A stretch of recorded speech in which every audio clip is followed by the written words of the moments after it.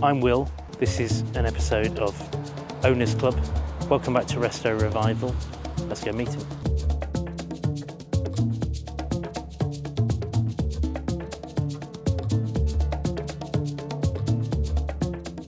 So Lloyd, here we are.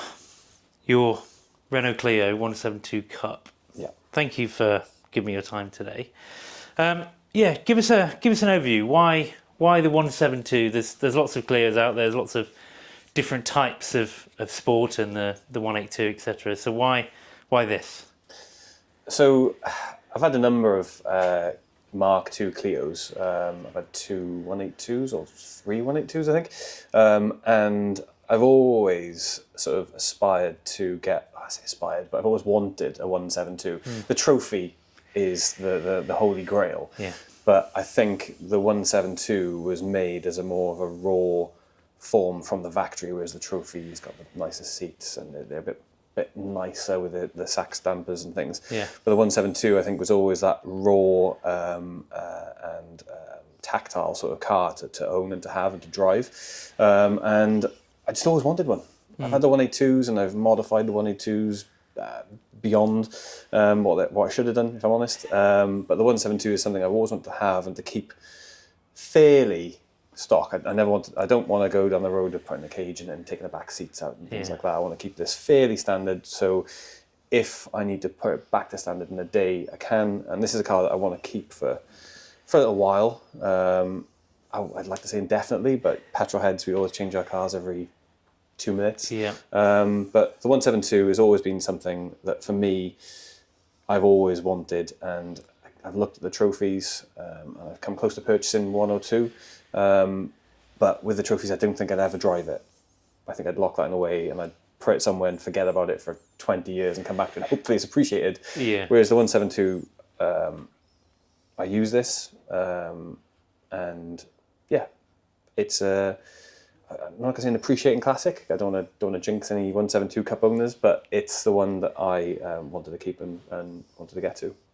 So I suppose that's always the irony, isn't it? That you spend time and money modding it or looking after it, but then you actually never want to take it out and drive it because you don't want to put any miles on it. So it's finding the right balance, isn't it? Yeah. And if it's too rare, then you don't want to ever drive it. Yeah. Or it needs to be the perfect conditions. It needs to be a dry, clear road, which never really happens in the UK anyway. Yeah. Certainly not in South Wales either. But so I wanted to keep this. I sought this one out, found it. It came to me in slightly odd circumstances, I think we'll get to. But yeah, I've always wanted a 172 Cup. And in fact, where I had my old 182, and I listed that for sale, and I'd already purchased this one. Really?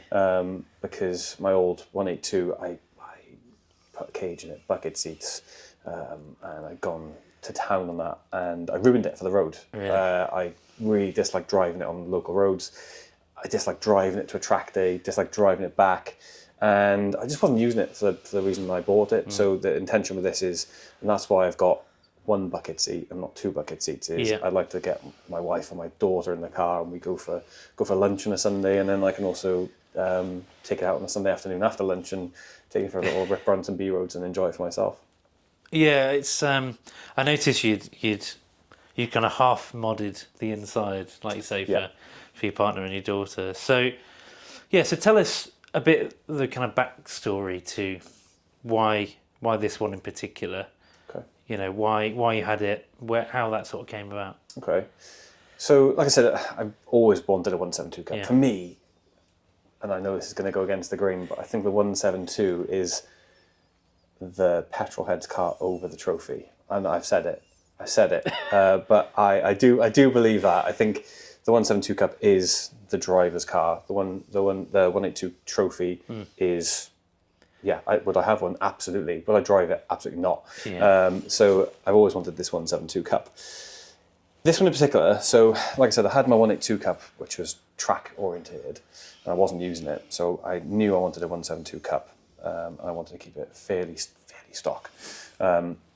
And I was looking, I'm on the Clio Sport forum, and I was on there, and nothing was coming up. And I was on the Clio 182, 172 Facebook page, and one came up, and it was this car, specifically this one. And I saw it, and there was loads of comments on it, and I thought that interests me. It was completely stock at the time. It had a really good history. Yeah. So I got the reg and put it on the Clio Sport forum. The 2 previous owners. It's a low owner car. I think I'm the 4th, I think. And the second and third owner had it on the project on the Clio Sport forum.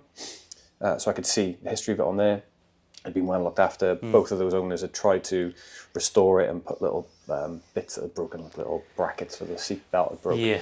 So they'd repaired it. So I thought, I'm going to message this guy. So I messaged him, and he said, I've already taken a deposit. And it'd been up for 10 minutes. Wow. So I was pretty gutted. So I just left it, and I was like, oh, okay, never mind.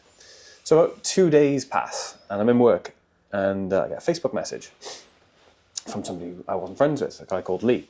And he said, oh, I bought that Clio 172 you were interested in. And I said, oh, right, okay. And he said, I'm thinking of selling it. And this was like 2 or 3 days later, maybe it's been a week, I think, sorry. Right, okay. So my first question was, this is a scammer. Yeah. I thought this is some sort of scam. He's going to want me to send him a deposit for it, and it'll be a scam. So I messaged the guy who was originally selling it, and I said, listen, you sold that car to the guy called Lee, right? Yeah, I sold it to Lee. He's selling it again. He really wants a Megane. He impulse bought the Clio off me, and he's selling it. So it was genuine. So I got back in touch with Lee and said, I'm interested. Is there a premium on this? Because it's sold so quickly, there's so much interest in it. I thought he was going to buy it and then add 500 quid onto the price and sell it on. But no, he said, I want what I paid for it. I've had it a week. There's nothing wrong with it, because again, I was sort of thinking, why are you selling it within a week? What is wrong with this car? Yeah. And he said, there's nothing wrong with it. I just impulse bought it. It married up to what the original, the owner on Facebook said. Yeah. And we had a bit of a back and forth, and he said, yeah, come down and have a look at it. He said, there's nothing wrong with it, and I just want what I paid for it. So jumped on a train down to Swindon, jumped in it, and it was everything I wanted, really. Original bill of sale from 2003. I had to double check then. And loads of history, the belts were done. There was 1 or 2 things wrong with it at the time, which I've repaired since then. The windscreen, there was a massive chip in the windscreen. Right. So I had the windscreen put back in. And original lightweight. So yeah. So the windscreen, so the weight of the car, and again, don't quote me on this, but I understand that the glass is thinner. Yeah, so I thought, when I was purchasing this windscreen, I thought, oh shit, it's going to be a really expensive windscreen. So I contacted Renault and I said, oh, I need a windscreen for a 172 Cup, give them the reg.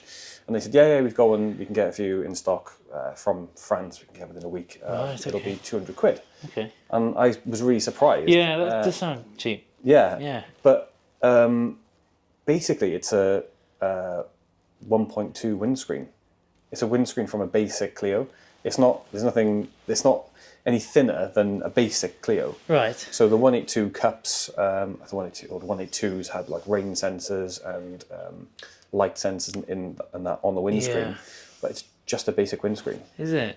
Because when I was reading about the 172, it talks about how it's more raw with the no aircon, the lighter windscreen. Yeah. So when they say a lighter windscreen, it's just from a cheaper model. From a basic windscreen, from a basic car. Well, yeah. I suppose if it works, right? Yeah. That's surprising. I didn't know that. Neither did I. No. Neither did I until I purchased it from Renault. There was a bit of tax on top of it as well. Renault Sport tax and coming from France and things. But had it fitted, and it was that, and I think there was a bit of lack appeal on the rear bumper, which I've done.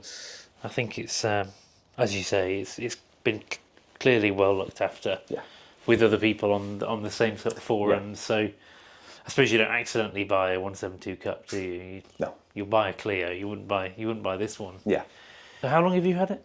So I've not had it that long. I think I've had it for about 8 months now. Yeah. It's not that long, but I've always sort of wanted, like I said, wanted the 172 Cup. Yeah, again, the trophy, I know, but this is the one for me. Yeah. And I've not had it long, but I've had a number of Clios over the sort of the last few years. Started with a really sort of ratty 182 that was it was already a track car. It was on its last legs when it made it to me, but it was sort of going into lockdown. and must have been during the first lockdown. Yeah. And I and everyone else in the country were in lockdown. You couldn't see your mates. You couldn't go to the gym. You couldn't do anything. Everyone was on a bench. put back in their houses.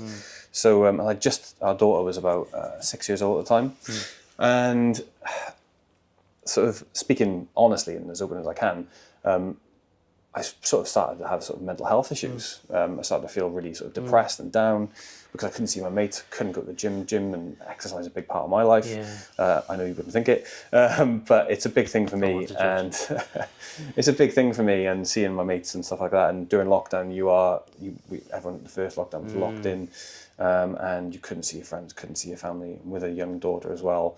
And I had some other personal issues. My gran had just been diagnosed with dementia. I went to see her just at the start of lockdown. She didn't recognise me, and that really got to me. And then again, you're locked down and you're in your own head. So I was looking for some sort of relief that I could escape, I guess. Yeah. And I like cars, and I thought something that keep me occupied is to save a car. Right. And I've always been interested in Clios, and I know Clios they're non-turbo. Yeah. They're fairly simple cars to work on. I mean, I've worked on the last sort of 4 I've had, and I bought the Clio. And during the first lockdown, I must have worked on it sort of every night, doing bits and pieces to it, learning along the way, and it preoccupied my own mind, I guess, and kept me busy, as well as having a young daughter as well. But having that escape, everybody needs that escape, and the first Clio I had was mine, coming in here and working on that.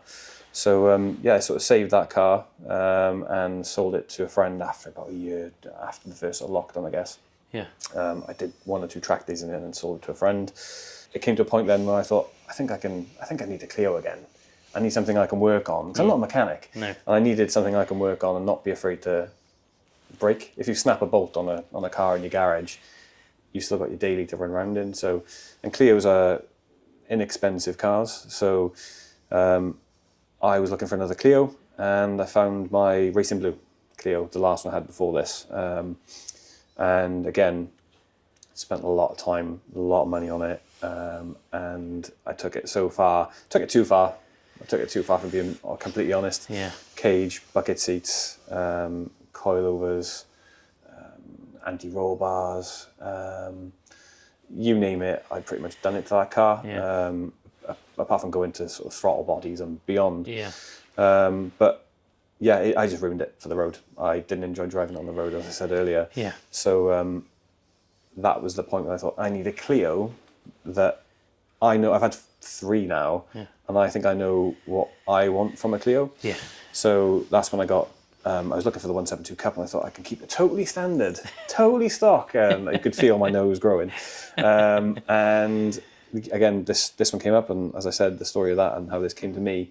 And at the time, I had my Racing Blue Clio track car, and I was selling it, and people were asking, why are you selling it? And I was like, I just want to sell this Clio. So someone came and bought it, and in this garage was this Clio. So at the time I had two Clios. And this is the story of sort of what got me into Clios and where I am sort of now with it. There's always that sort of dilemma in a passionate owner's, life of the car, where they decide whether they're going to stick to the original OEM and go, completely standard, or, as you say, make some mods. So why make the mods? Why break that sort of glass wall? So, like I said, I've had a few Clios, and I know I know where the line is. Yeah. So, of all the Clios I've had, the only one I sat in as standard, apart from this one when I bought it, was the third one, the Racing Blue Clio. Yeah. I bought that, I went and viewed it, and I thought, it was fairly well priced at the time. It was completely stock, bar a few little things, but it had the original seat in it, standard seat and a standard wheel. Right. Now, I don't know if you've ever been on a coach holiday to France, but when you see the driver and he sat really high and he's got a bus, a wheel as big as this, that is what a stock Clio is like. Right. So when people talk about Clios and they rave about them, if you jump in the standard one, you'd think, what the hell is this all about? Yeah. So the seating position is the first thing which I had to change because I'm quite tall, and you sit really high in the standard seat. So I needed to change the seat straight away. You sit a bit lower, and the steering wheel then becomes better positioned. Then the next thing is the steering wheel is massive. So it's a nice small little steering wheel because it is like a bus steering wheel. Yeah. And if you're unfortunate, the thumb grips melt on some of them as well, on most of them. And yeah, that sort of is the interior. Oh, apart from this, so in the Clio circles, the gear shifter, the standard one is quite low, even though certainly when you've got a high seat, the original seat, the steering, the gear knob is really quite low, and you're reaching down for it, and it's like stirring a bowl of porridge. So most people go for what is called a pure motorsports shifter, PMS shifter. Yeah. I've had them in all my Clios up to this one, and great shifter, absolutely great. It's like it's like you're reloading a Lee Enfield sort of rifle. It's really notchy and really, really nice shifter. It's high, brilliant, but it's not without its faults. It rattles no end. So if you're driving it on the road, on a track day with a helmet on, you probably wouldn't hear it. Yeah. Probably your adrenaline's going, not thinking about this rattling shifter. Right. So in this one, I've got what's called a BMS shifter. So it came up secondhand. The guy who makes them, he was a guy in his shed, I think, and it's sort of a Frankenstein between a Clio gear stick, a scenic tower, and an extended gear stick, I guess. Yeah. They're quite rare to come across, and apart from the linkage with the PMS that you get, it's the standard linkage, but the actual gear stick is higher. Most importantly, it doesn't rattle. Yeah. So it's quite a nice place to be and to sit in there. And apart from that, and the steering wheel, so I want to keep this sort of OEM plus. I don't want to go too OTT with it. So very recently, I've gone for a brand new Sabelt steering wheel, Renault Sport steering wheel, and I've gone for a Phase 1, so Mark II Phase 1 Clio indicator stalk, which has a horn on the end. So much more in keeping, much more OEM, and I think it sort of finishes off the interior quite nicely. I think apart from there's a induction kit, a K-Tech induction kit. Apart from that, I think it's stock. Petrol heads will know it's a 172 Cup, but equally it's a hot hatch. It doesn't look like a hot hatch. Yeah. It's not, it's not loud and shouty with big exhausts and low ride height. But coming back to your point about protecting your mental health and having that sort of outlet in a car, I think is really important. Whether you spend time modding it or whether you just enjoy it as stock, I think. Yeah. That's what the petrolhead community love, is having that sort of outlet, whatever it is. Yeah. Kind of an expression of yourself, and hence a chat today is about your Clio, what it means to you. Yeah. People work on cars for all different reasons. I think if you're a mechanic, you probably hate cars because you work on them every day, I guess. But for some people, and certainly for myself, during lockdown especially, having that sort of outlet to occupy your mind when you can't do the things you'd normally do, go to the pub with your friends, go to the gym, go for a hike or something like that. That first Clio, I don't know where it is now. It's probably scrap. But at the time, it was my everything. Kept me going through lockdown, kept me busy, kept me entertained. I learned a lot of things. I'm not a mechanic, but I learned a lot of things on that car. And Clios, I think, they're interesting cars because they're fairly low maintenance. I think I can say that. Apart from the dephaser and the belt, that is a professional job. Even a garage, your local garage would say, yeah, I can do it, and then they need special time and the special tools to do it. But for the most part, it's a very easy car to get in for a beginner to start cutting their teeth on sort of mechanics. And like I said, I'm not a mechanic. If anything, I'm a YouTube mechanic, and I'll watch a video on YouTube of somebody doing it, and I'll watch that video. And what turns out to be a 10-minute YouTube video is like 5 hours in the garage. Yeah, I was going to say, because you watch 10 seconds, pause, try, swear, hurt yourself, go back. Yeah. Or you round a bolt or something like that, or you come across something you didn't intend. But I sort of entertained myself through lockdown and taught myself a lot of things. There are certain things that I couldn't do, and I would definitely ask for help off the Clio community on Facebook, and certainly on the forum and things like that. And I've had friends, Clio forum members that have become friends of mine now, who've travelled to help me work on cars and things. And that's one thing I'll say about the Clio forum. I mean, a lot of things have gone to Facebook, and I assume the Facebook page is busier than the forum, but that forum is very much still alive, and there's a lot of information on there. And these cars have been around for 21 years, and it's like if there's something I'm struggling with, I'm scratching my head, I'll just Google it, and something will come up on the Clio forum, and the answer will be there from 15 years ago. And I'm like, oh, great. But yeah, it's a very, very easy car to sort of cut your teeth on. There's no turbos to worry about. Very easy sort of mechanics, and all the answers are already on the forums or on YouTube. And, it was very easy for me to sort of get into it. That's what you would say about the petrolhead community. It is a community. They're always really helpful. It doesn't matter whatever car group you're part of. There's normally a forum. There's normally a Facebook group for them, and like you say, that there is that surprising kind of people will travel just to help you, or they'll send part that they have lying around in their garage that they use to you for free. So I always like that, and it doesn't matter what car you get into. It's a nice. It's always nice to find that sort of community. So what would you say to someone looking to buy a 172 Cup? A 172, I think the advice for a 172 and a 182 is probably not that different. Excuse me. I think the number one thing is the history of the car. I mean, you need to know what you're getting into. If you're buying a car that has got no rear seats, it's got bucket seats in it, it's more than likely tracked. It's more than likely been on track. It's what, especially the 172 Cup was made as the rawer variant for track days and things like that.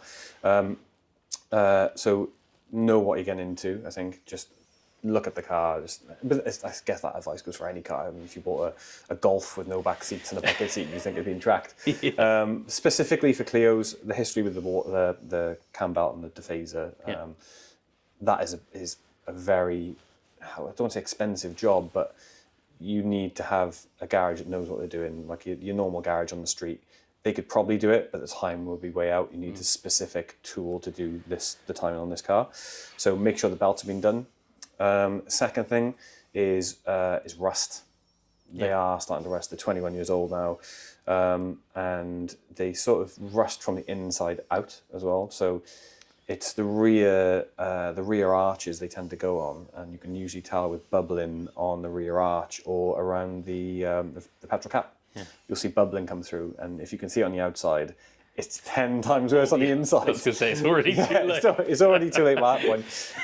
And would I say walk away from it? I mean, it depends if the rest of the car ticks the boxes, and if there is bubbling, you've got to factor in. I mean, it depends where you live. I had the rear arches done on my Racing Blue Clio. The price for that was the price it was. I mean, it was specific to my car, and it's where I live. If you live in London, I imagine the price will be a lot more expensive, perhaps. So belt, rust, and just general condition. There's not really much which I'd say to really look out for. Specific to the 172 Cups, I mean, if you really wanted to get really picky, and I guess not picky, but what separates a 172 from anything else is the splitters on them are quite, you can get them new from France, but I think they're about 200 quid for what is a piece of quite thin plastic, but they crack, they split off, they go missing. This has got it. This is another thing. I know it sounds strange, but when I saw this, I thought, that's even got the original splitter. So that is on there, and even, it sounds really small and really, I guess, funny, but the 172 Cup badges on the pillar, they don't make them anymore. No. So I think I saw a set for sale on eBay, and for those 2 tiny little stickers, which people peeled off because they like that debadged look. Yeah. Those badges now are like you can't get them. How But if much they were do they? come up, I think they went on eBay. I think they went for about 80 quid Okay. for what is like really cheap badges. There are rumours of other companies trying to remanufacture them and make them. And I guess you could get a vinyl sort of replica, but those sort of domed original badges, they're not on there. I think you're right in terms of actually when you come to buy a car, especially a quote unquote classic car. Yeah. It's the little details that matter. So actually the splitter, the badges, that's when you know a car has been really kind of cared for, and you know, if the previous owners have kept every receipt, and it's always good to see those sort of things. I think there's a lot of people that will probably relate to you watching this, going, yeah. I hope so. I hope so. I know what I'm talking about. Yeah, there are people on the Clio forum who know far more about cars than mine. And there are a lot better examples than this out there, I'm sure.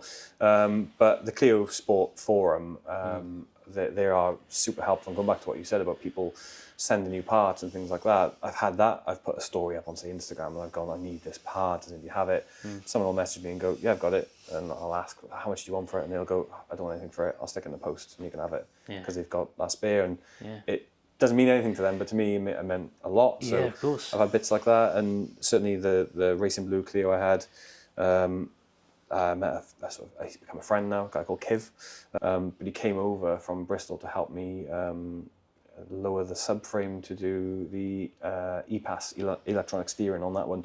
I've had no idea, because it was wiring and this wire needs to go here, and I was sort of scratching my head thinking, I'm so glad he helped me. And he came all the way from Bristol. I mean, I made him some food, but he wouldn't take any sort of payment for it, and great. he was super helpful, so massive shout out to him for helping.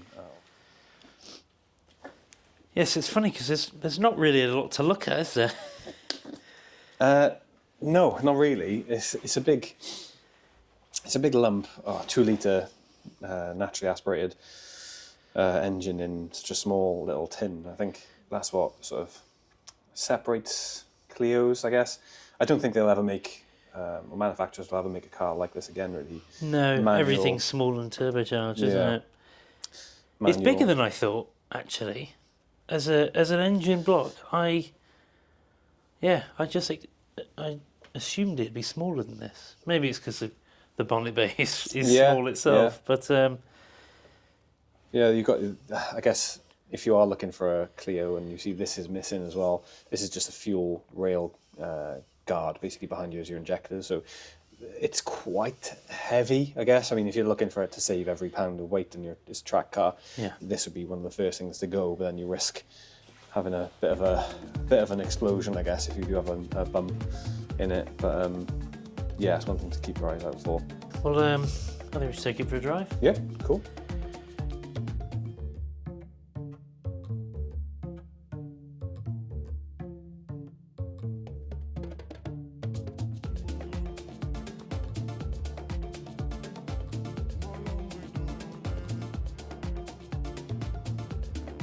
Standard chairs are honestly just beyond the joke. They are so high. And they are really high, really big. I don't think that dips either. I think on the left-hand side there might be a dip handle for you, but I don't think it does. No. If it does, that's it. No. What is left and right? Oh, that's just forward and back. Maybe there was no dip for the passenger. What's this? No, that's just a bolster, right? You don't want to sit any more upright. Yes. We people will have watched the first half of the video, so they will know that I'm not just massively bigger than you. They'll know you're not 20. It's the other way around. 20 foot tall. But yes, they're surprisingly quite buckety, aren't they? Do you know? For looking like standard seats.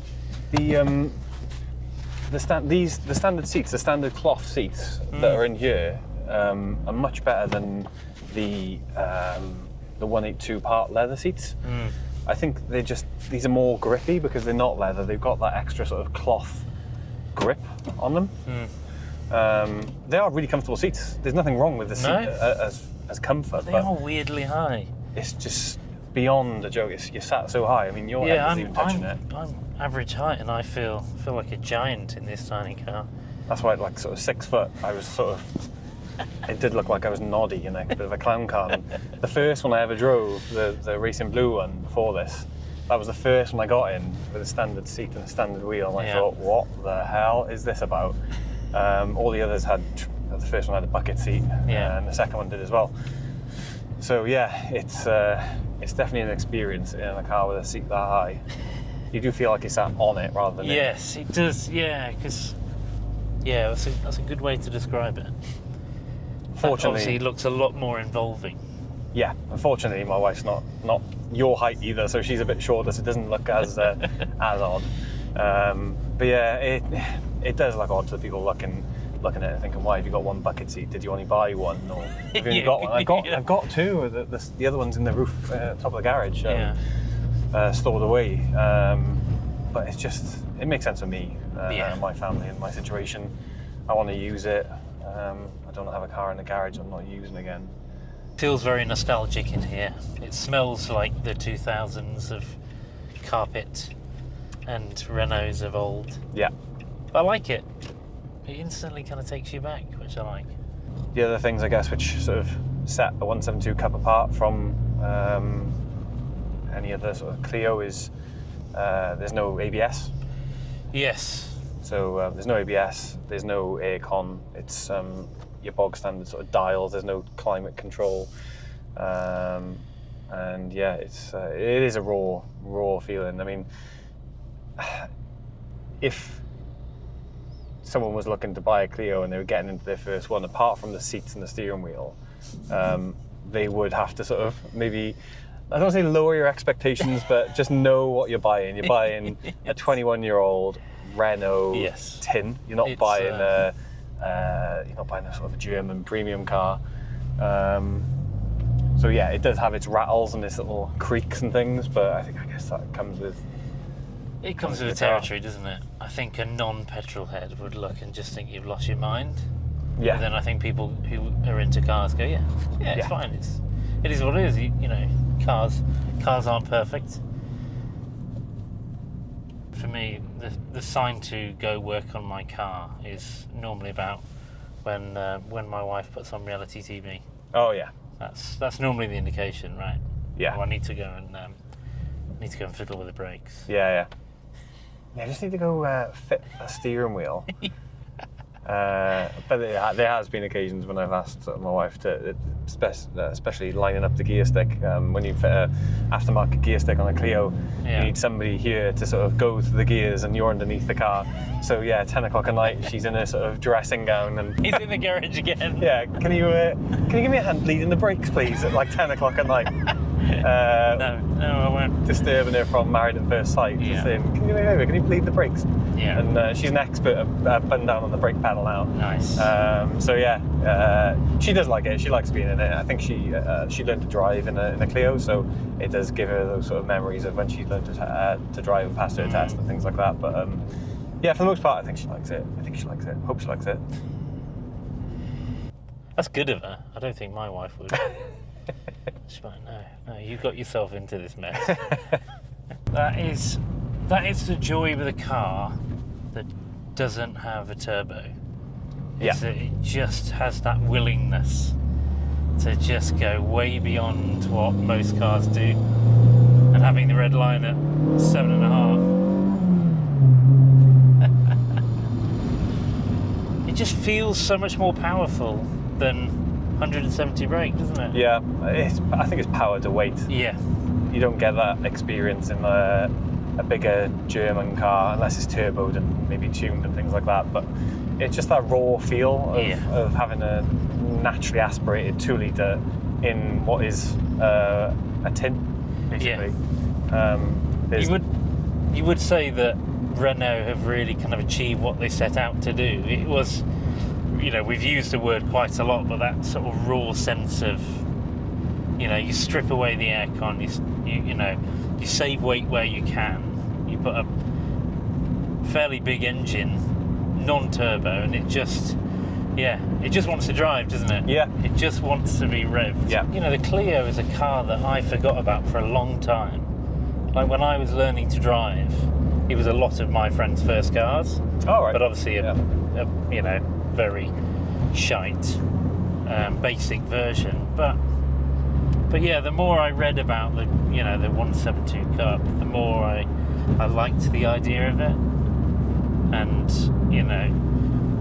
French car makers are known for a lot of automotive mistakes, but actually this you would say they got right. It's a fun car to be in. Yeah, I think it's sort of a bit of a last sort of hurrah really for Renault. I know they've had other Clios and the Meganes.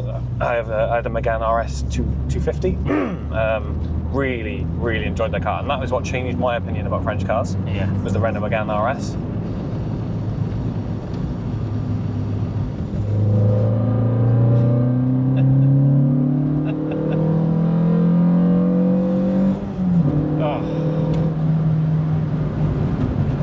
Sounds so good at 5.5, 6,500 revs. It's addictive, that is. Yeah. I rev my MX-5 quite a lot, but it's nowhere near the sort of feedback level as that. It's very good. Very, very fun.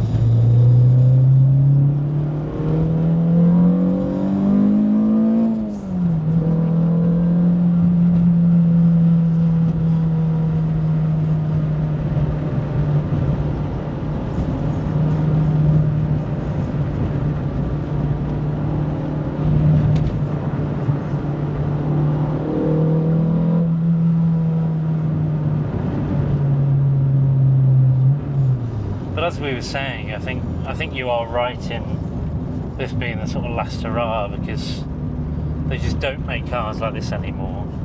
They don't, they won't for environment reasons, for financial reasons. Yeah, I think, like I said earlier, or I said off camera, that it's a manual front-wheel drive, 2-litre naturally aspirated car, and the car itself is just over a ton. So, yeah, I don't think we'll probably see a car like this again. I guess maybe not.